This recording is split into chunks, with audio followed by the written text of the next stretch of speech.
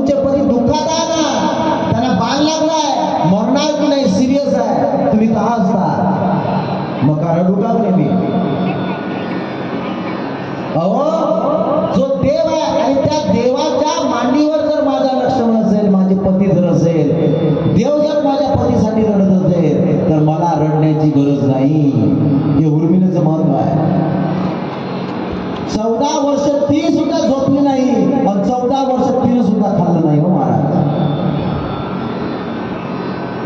माझं बोलणं लक्षात तुला का गुंगा आहे आपल्या याच्यात विचारा. 14 वर्ष सीता तिघेही काय करतात? वल्कली परिधान करतात. राजाचा जो वेश आहे, राजाचा वेश काय करतात? सोडून टाकतात. वल्कली परिधान करतात. साधूचा वेश, तापस वेश विशेष विधासी, 14 बरस राम बनवासी. रामजी, लक्ष्मणजी आणि सीता मैया.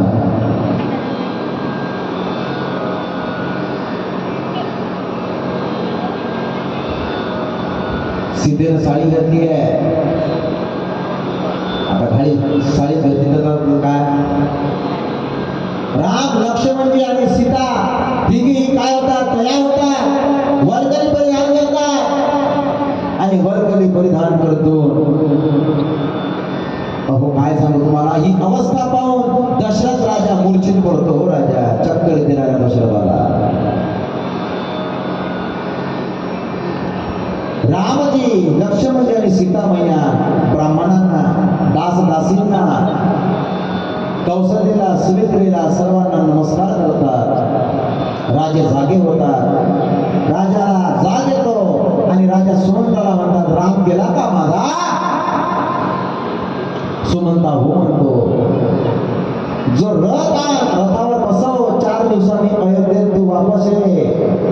सीतेला जर वाटलं तर तू त्याला घरी घेऊन ये, मला सुख होईल, नाही तर तिच्या आई वडिलाच्या घरी मी तिला पाठवून देतो. राजा दशरथ म्हणतो कोणाला? सुमंताला. सीता आहे, जनकाची मुलगी आहे, गेली नाही, राजकुमारी आहे. सुमंता तू 4 दिवस त्यांच्या मागे जा, रथ घेऊन आणि सीतेला घेऊन ये. तिला आपण आपल्याकडे ठेवू, नाहीतर तिला आई वडिलाच्या घरी पाठवून देऊ. सुमंताने विनंती केली, रामप्रभू मला तुमच्या सोबत येऊ द्या, येऊ द्या, येऊ द्या, येऊ द्या. अयोध्येतील लोक सुद्धा सुमंताला रथ थांबवण्यास सांगत आहे.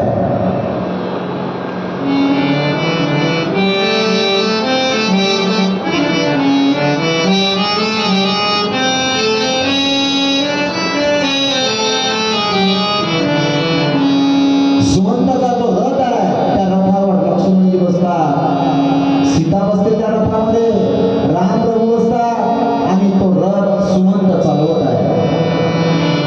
आणि तो रथ चालत असताना सर्वच्या सर्व लोक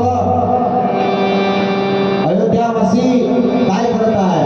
अयोध्यावासी काय करत आहे महाराज? त्या रथाच्या अवती-भवती एकत्र झाले आहे. सुमंताला म्हणतात, सुमंता माझ्या रामाला घेऊन नका जाऊ, माझ्या सीतेला घालून नका जाऊ.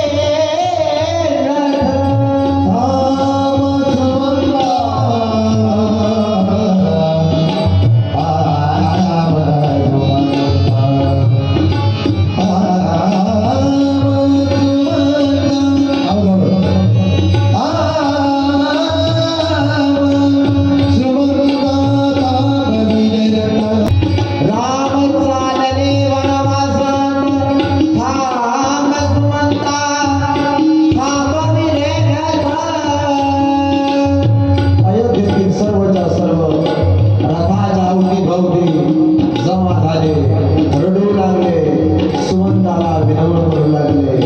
थांबा रामा, थांब जानकी, चरण धूळ द्या धरू मस्तकी, चरण धूळ द्या धरू मस्तकी. काय घडे हे आज कल्पित,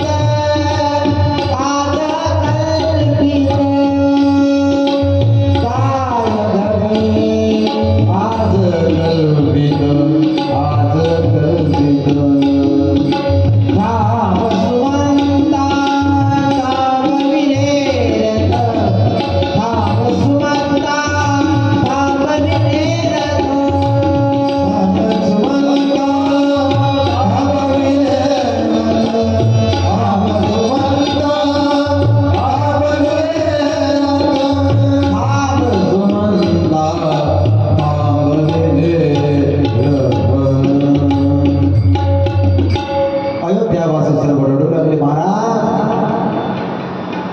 रामाला विनवण करू लागले, जाऊ नका रामा मला सोडून. थांबा रामा, थांबा जानकी, शरण धूळ द्या धरू मस्तकी. काय घडे हे आज कल्पित, थांब सुमंता थांबविले. सर्व लोक व्याकुळ होतात, रथाच्या मागे जातात. बाल वृद्ध सर्व लोकांना हा रथ सोडून समोर जातो, रथ समोर जातो. त्याच्यानंतर राम प्रभू पहिल्या दिवशी तमसा नदीच्या तीरावर निवास करतात. राम लोकांना समजवतात, घरी जा. राम ज्या ज्या ठिकाणी जाते तमसा नदीवर लोक सुद्धा काही गेले घेतले. आम्ही तुम्हाला काय करू, मी शेषाचा होणार आहे, मी ब्रह्माच्या होड्या म्हणत्याप्रमाणे दाबून ठेवू शकते एवढी शक्ती माझ्यामध्ये. मी काय करू सोडता, काय करू. असं संभाषण चालू असताना रामाला सुद्धा जाग येतो. राम उठतात आणि त्या गंगेवर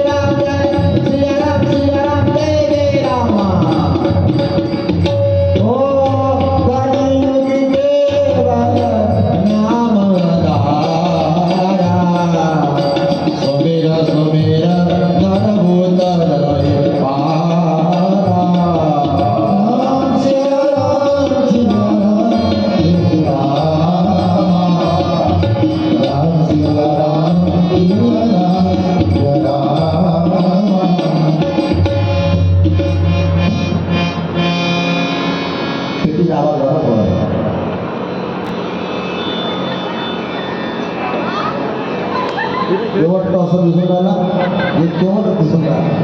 अरे हो केवळ लक्ष्मण बोलतो ना, अरे हो केवळ. लक्ष्मणाचा आवाज होता तो श्रीमंतीचा आवाज होता. मी आमदाराचा भाऊ आहे, ओळखलं नाही का मला. मी खासदाराचा भाऊ आहे, ओळखलं नाही का मला. लक्ष्मणजी म्हणतो केवळ झाला. हो नौका लेके आओ.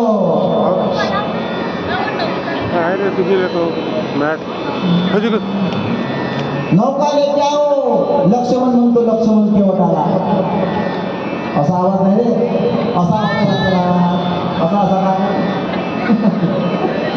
अरे ओ केवट.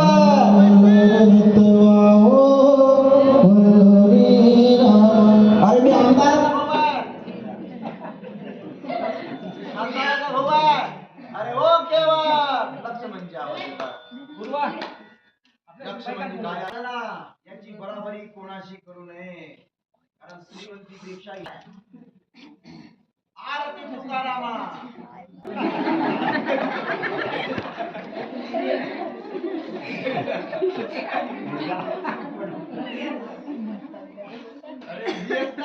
माझा हिशोब चुकता करा पहिले. राम प्रभूला म्हणतो केवळ माझा हिशोब चुकता करा. माझे भक्त मित्र तुम्हाला किती बोलावता तरी तुम्ही स्वप्नातही जात नाही. आणि आता मला बोलावताय. मला पलीकडच्या काठावर जायचं आहे ना. राम प्रभू म्हणतो राम राम राम उद्या करायचं ना फक्त. मला पलीकडच्या काठावर जायचं आहे. केवळ म्हणतो त्यांना सुद्धा पलीकडच्या काठावर जायचं आहे. हा भवसागर आहे. आपण सर्वच्या सर्व जीव प्रवृत्तीच्या किनाऱ्यावर आहे, निवृत्तीच्या किनाऱ्यावर जायचं आहे.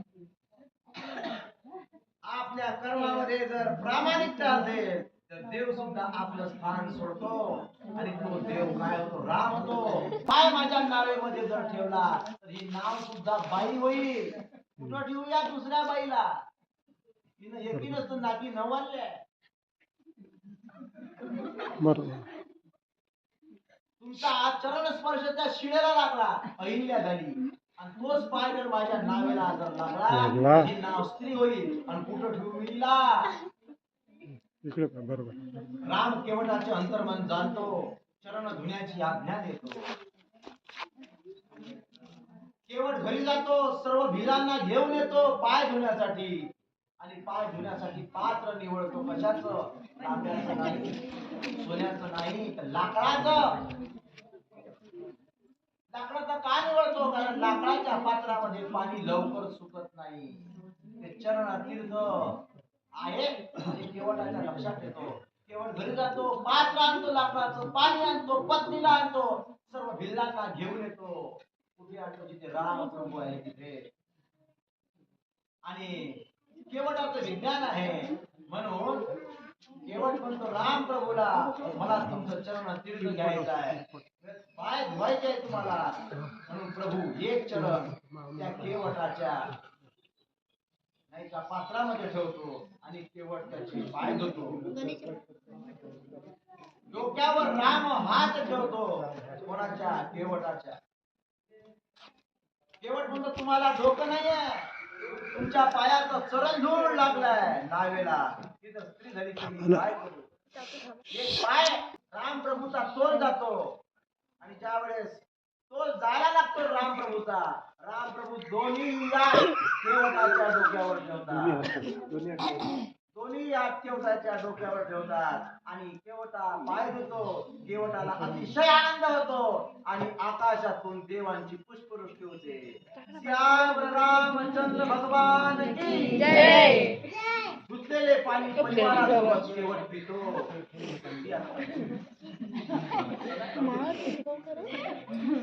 केवट काय करतो हो महाराज?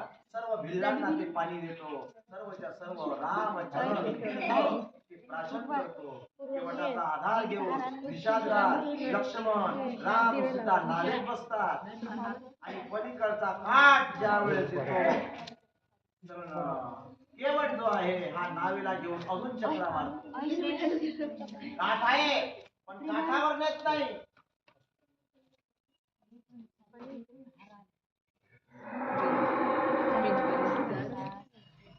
काठावर नेत नाही. राम प्रभू म्हणतात अहो केवटा हा काठ आहे ना सल्ला काठावर नाही देवा. तुम्ही आमची परीक्षा घेता. कशी परीक्षा घेता?